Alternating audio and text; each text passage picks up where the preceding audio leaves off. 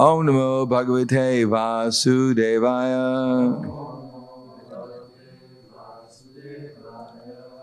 Srimad Bhagavatam, Canto 7, Chapter 3, Hiranyakashipu's plan to become immortal, text number 31. Tvam eva kalo nimisho jananam Ayur lavad yavaya vai kinoshi Kudhasta atma parameshtyajo mahams Tvam jiva lokasya cha jiva atma Tvam eva kalo nimisho jananam Ayur alavad yavai shinoshi Kudhasta atma parameshtyajo mahams Tvam jiva lokasya cha jiva atma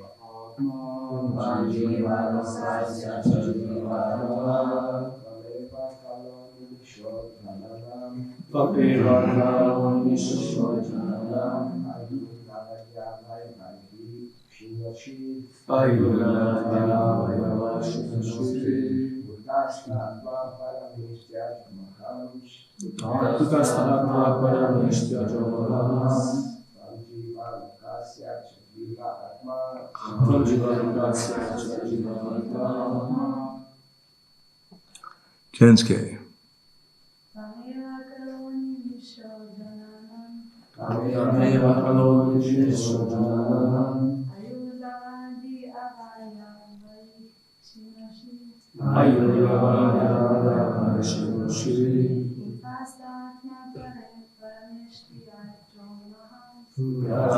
Atma parameshtajo mahams Tvam jiva lokasya cha jiva atma Tvam you eva indeed kala unlimited time Animisha, unblinking, jananam, of all living entities, are you the duration of life. Lava adi, consisting of seconds, minutes, moments, minutes, and hours. Avayavai, by different parts. Shnoshi, reduced. Kutastha, without being affected by anything. Atma, the super soul. Parameshti, the Supreme Lord. Aja, the unborn. Mahan, the great. Tvam, you. Jiva lokasya, of this material world. Cha, also. Jiva, the cause of life. Atma, the super soul. Translation and purport by His Divine Grace, A.C. Bhaktivedanta Swami Srila Prabhupada. O my Lord, your Lordship is eternally awake, seeing everything that happens. As eternal time, you reduce the duration of life for all living entities through your different parts, such as moments, seconds, minutes, and hours. Nonetheless, you are unchanged, resting in one place as the Supersoul, witness in the Supreme Lord, the birthless, all-pervading controller who is the cause of life for all living entities. Purport. In this verse, the word kutastha is very important. Although the Supreme Personality of Godhead is situated everywhere, He is the central, unchanging point. Ishvara sarvabhutanam hridesha arjunatishthati. The Lord is situated in full in the core of everyone's heart, as indicated in the Upanishads by the word ekatvam. Although there are millions and millions of living entities, the Lord is situated as the Supersoul in every one of them. Nonetheless, He is one in many, as stated in the Brahma Samhita, Advaitam Achutam Anadim Ananta Rupam. He has many forms, yet they are Advaita, one and unchanging. Since the Lord is all-pervading, He is also situated in eternal time. The living entities are described as parts and parcels of the Lord because He is the life and soul of all living entities. Being situated within the heart, in their hearts, as the Antaryami, as enunciated by the philosophy of inconceivable oneness and difference, Achintya Beta Beta. Since the living entities are parts of God, they are one in quality with the Lord, yet they are different from Him. The Supersoul, who inspires all living entities to act, is one and changeless. There are varieties of subjects, objects, and activities, yet the Lord is one. The Lord is how much? How many? One. So, translation. Oh my Lord, your Lordship is eternally awake, seeing everything that happens. As eternal time, you reduce the duration of life for all living entities through your different parts, such as moments, seconds, minutes, and hours. Nonetheless, you are unchanged, resting in one place as the Supersoul, witness in the Supreme Lord, and birthless, all-pervading, controller, who is the cause of life for all living entities. Namo Vishnu Vraya Krishna Prasthaya Buddhaya Srimate Bhaktivedanta Swami Namane Namaste Saraswati Deve Gauravani Pacharna Nirvishesha Srinivadi Paskyatyate Satarne. Although Hiranyakashipu is a Rakshasa, still at least he's not a voidist or an impersonalist. Apparently, I don't know about, I guess he's an impersonalist, but at least he's not a voidist.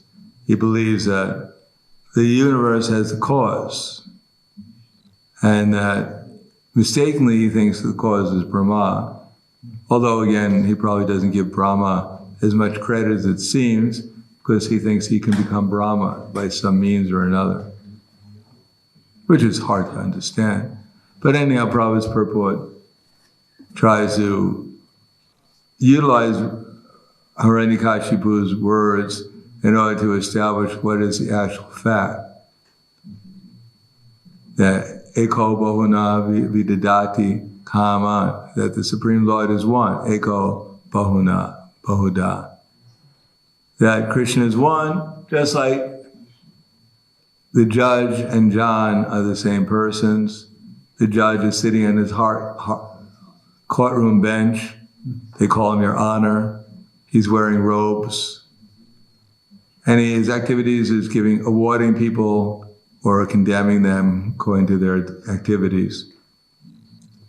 But when he goes home at night, he takes off his robes, puts on his wife and children, bring his slippers, and they call him John. And his activities are to take prasadam and play with his children. He's the same person, different name, looks different, has different activities, but he's the same person. So similarly, Krishna expands himself into unlimited forms. Some of them are Vibhinansa, some of them are full Swangsa, but he's always the same. And when he expands himself in the living entity, he expands the super soul, but we should not think that the super soul is any different from Krishna. But how Krishna is going to act will depend upon the living entity. Sarvabhutastitam yomam bhajante katmamastira sarvata vatmanonopi samayavartate. That one who knows that I am the super soul, dwelling with all living entities are the same, worships me and remains always in me in all circumstances. Anmopamena sarvatra samam pashati orjuna sakambari vadukam sayogi paramo mataha. He is a true yogi, whatever kind of yogi, bhakti yoga, whatever kind of yogi. He is a true yogi who sees the true equality of all living entities, both in their happiness and their distress. In other words, everything is just a reciprocation with Krishna. If we learn the proper philosophy, and philosophy actually means who is Krishna, who we are, and how we're supposed to relate to Krishna. All other philosophy is ignorance besides that. So to know who we are, who we actually are, who is Krishna, and how we're supposed to relate to Krishna, that's called philosophy. And when we learn that philosophy and remember it, then we can try to see it, how to apply it in different aspects of our existence. And when we apply it to different aspects of our existence, then our relation with Krishna is revived. Then Krishna sees that as soon as Krishna sees, or even understands that we're interested in doing such an activity, reviving our relation with him, then he gives the intelligence. And he appears more and more like Krishna.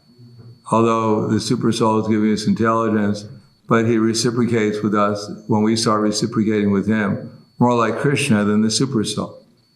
Samam sarveshu bhuteshu tistantam parameshwaram. That's that.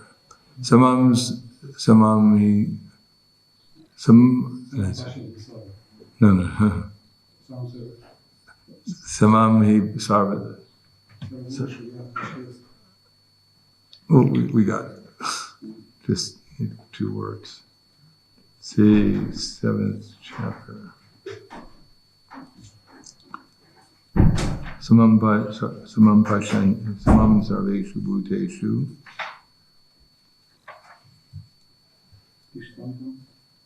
Oh, we got it here.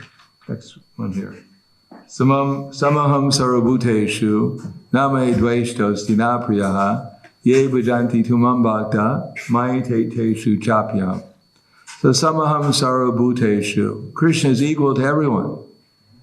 That doesn't mean that Krishna is like some kind of dull stone and doesn't really care what's going on. Little baby suffering. Krishna's tight upper lip. Not a tear comes from his eyes. He knows this little kid deserves what he got. If I had a chance, I'd whack him a few myself.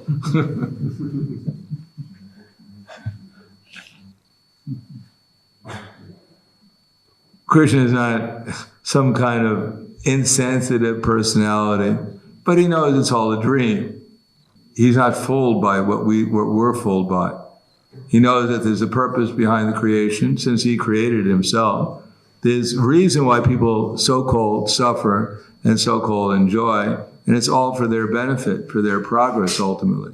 Although they may be very slow to accept Krishna's lessons, but still Krishna is very patient, and he knows that sooner or later people will get the message and make some progress. So he's equal, he's simply observing, and he's seeing what the living entity is desiring. He knows what they deserve from their past activities. And he's telling the material nature to arrange every atom to serve give the living entities what they deserve, what they desire according to what they deserve. So they can play around in the material world for as long as they want and try to do the impossible, that is, take Krishna's place. So Krishna is not disturbed by it. He's not angry at the living entity. you stupid little guy, watch it, I've been watching you since time immemorial. You haven't made any progress. Wake up or else you're in trouble. No, Krishna is patiently following the living entity, just waiting for the opportunity to give him some intelligence, and not speaking to him, not disturbing him, but allowing him to, in 8,400,000 species of life, simply desire and get the reactions for its desires. And when the living entity is fortunate enough to come in contact with devotees and turn to Krishna somehow or another, then Krishna starts reciprocating personally with them as Krishna, and starts giving them the intelligence by which they can come back to him, revive their relationship with him. Then the living entity's existence has some meaning. Otherwise, one's existence has really no meaning. It's just different phases of dreams. No one takes seriously what happens to them in a dream when they wake up, at least. When they're in the dream, they take it very seriously. If you gain money in a dream, you become a millionaire, you feel good. And if someone comes and steals your money, then you feel bad in the dream. But you haven't gained any money, you haven't lost anything. This is only a dream. The only thing you've gotten out of it is some feeling of either happiness or distress.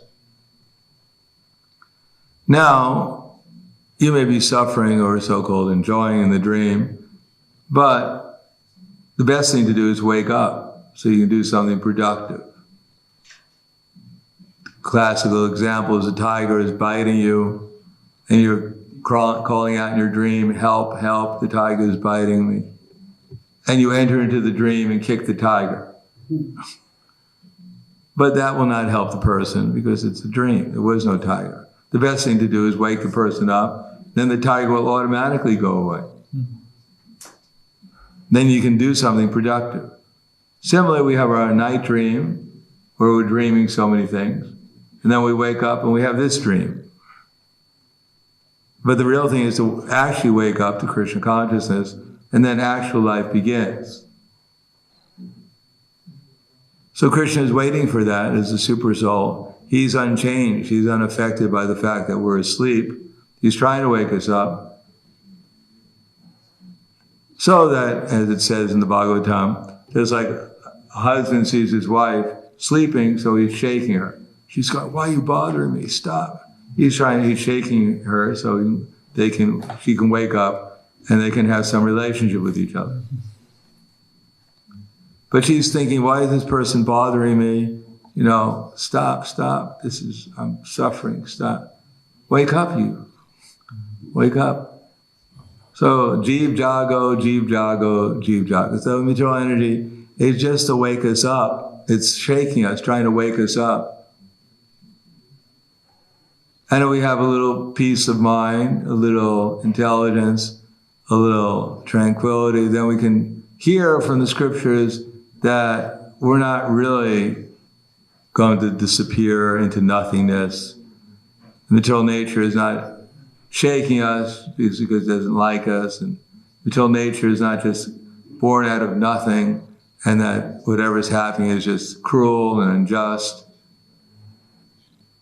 No, there's a purpose behind everything, and the purpose is to wake up. And if we chant Hare Krishna, then we're serving the purpose of reality.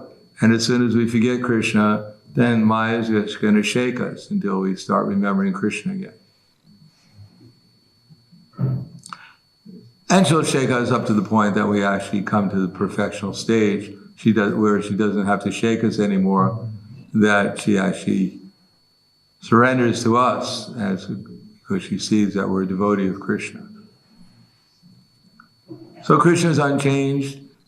We're actually unchanged. The only thing that's changed is that we're desiring something which is ridiculous, impossible, and against everyone's interest, especially ours. So we just change that desire, try to engage in Krishna service, then we'll realize how nothing has really changed. Whether we were ever in the spiritual world or not is not very important. But when we get there, we'll find out that things are even better than where we were when we left. We were not going to lose anything because everything is progressing there. Although we're standing still, everything is progressing there. When we get back there, then we'll start progressing at the same speed everything else is. Pure love, there's nothing else going on there, but simply enjoyment and love and pleasure in varieties of relationships. So, I'll stop there. Thank you. Any questions? Yes. Thank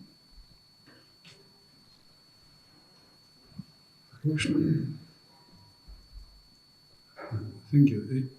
Hare Krishna.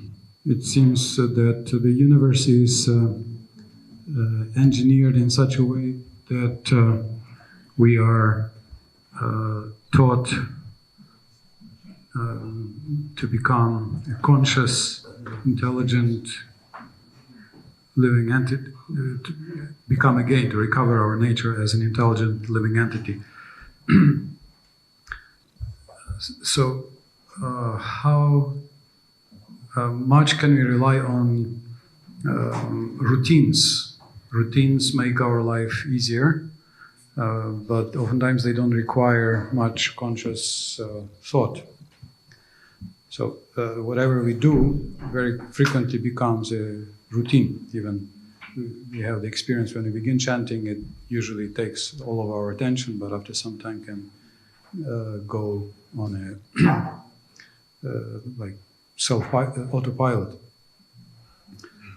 So how much will we be helped by such autopilot devotional service, and how to make it more conscious and less mechanical?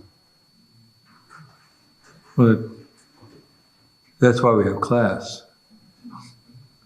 so that we begin to understand how to become observant. And when we try to become observant and try to see through the eyes of Guru, Sadhu, and Shastra, then we can make some effort to do something proper. And we do something proper, which is actually, with a proper understanding, we're actually situated in the consciousness that everything here belongs to Krishna, and we're actually doing what Krishna wants us to do according to Guru, Sadhu, and Shastra. We're trying to do it to please him in a way with care and attention. Then Krishna reciprocates. And we feel in Krishna's presence, we feel some happiness, some love, some happiness, some awakening, some enlightenment. So that's the higher taste. And that will inspire us to get some more taste. So there's so many gaps, there's so many varieties of our consciousness. Some of that is completely, perhaps, a mode of ignorance. Some of it is in the mode of passion. Some of it may be in the mode of goodness. And therefore we have different varieties of experience in conditioned life. But the only way of when we apply ourselves correctly in spiritual life, then we get the higher taste, and then we won't be attracted to one of these modes, of which one of them is just being mechanical in devotional service. And we won't be attracted to that anymore. We're usually attracted to that because of our background of impersonalism. Now we've merged. We're Shanti, Shanti. The background music of the holy name has put us into Shanti. But after a while we'll get, as it says, there are 3 states of consciousness, main states of consciousness. Vita, Raga, Vaya, Krodha, Manmaya, Mamupashitya, Bhavogana, Tapasa, Bhutama, Bhavam, Agata. There's the materialistic consciousness that everything is matter. There's the impersonal consciousness that, yes, I'm spirit, I'm eternal, but ultimately everything is impersonal. And then there's the voidist, that is all a waste of time. Matter doesn't exist, spirit doesn't exist, nothing exists, I don't exist. It's just one big frustration. So these are the 3 main states of consciousness for the soul. And the way of getting over them is by following sadhana bhakti, coming to the state of anartha nivritti, nishta, and then when it progresses up to bhava, then these 3 states of consciousness, they disappear.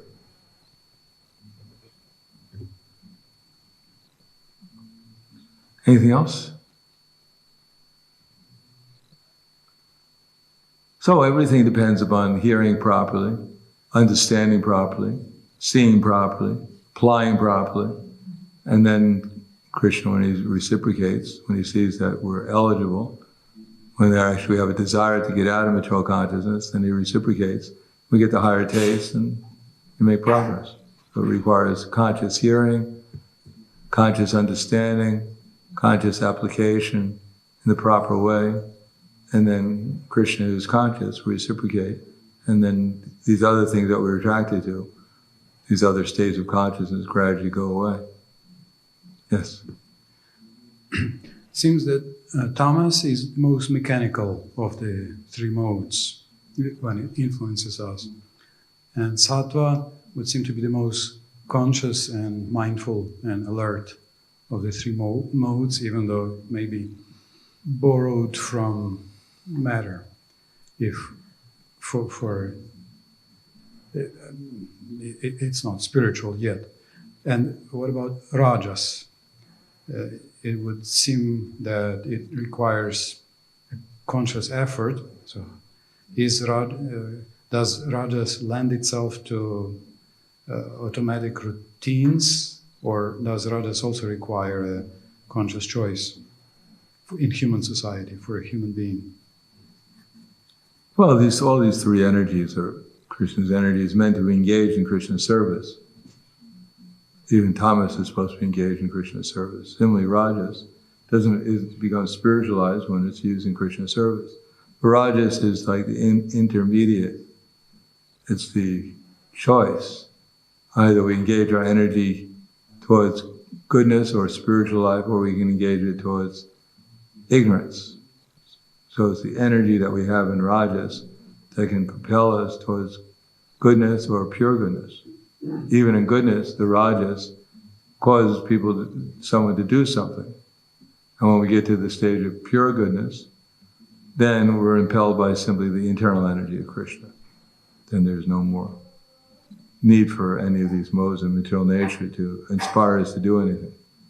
We're automatically inspired by Krishna consciousness, by being conscious of Krishna.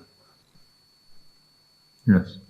One of my old friends in the BBT, Georgian translator, Nanda Priya, he's a doctor and he studied Ayurveda in some depth. So he was trying to connect the three doshas, Kapha, Pitta, Vata, to the three modes. Are they connectable to the three modes? Or everything's connected to the three modes. How can there be anything beyond the three? When one could see that in the material nature, there's nothing beyond the three modes of material nature, that the Supreme Lord is transcendental to all of them, then you can know my spiritual nature. But which exactly is goodness? Well, actually the point is, there's Vata, I guess you start with Vata. Vata in the mode of goodness, passion, or ignorance. There's Pitta in the modes of ignorance, passion, and goodness. There's Kapha in the modes of ignorance, passion, and goodness. Depends how you employ them. You employ them in Krishna's service, then they become into the mode of goodness. But by nature, sometimes they may consider, well, it's hard to say, because Vata is activity, Pitta is illumination, consciousness, and Kapha is usually. So you may, but that's not really the reality of the situation. The reality is that whatever mode you're in, like Arjuna, obviously he was a pure devotee, although apparently he was a Kshatriya. Similarly, we have Brahmins, such as Sukracharya. Apparently he's in the mode of goodness, but actually he's actually in the mode, somewhat in the mode of passion. So it's really going to how much you engage, whatever you have in Krishna's service, what its actual mode is. Okay, thank you very much. Grantaraj Srimad Bhagavatam Ki Jai, Srila Prabhupada Ki Jai.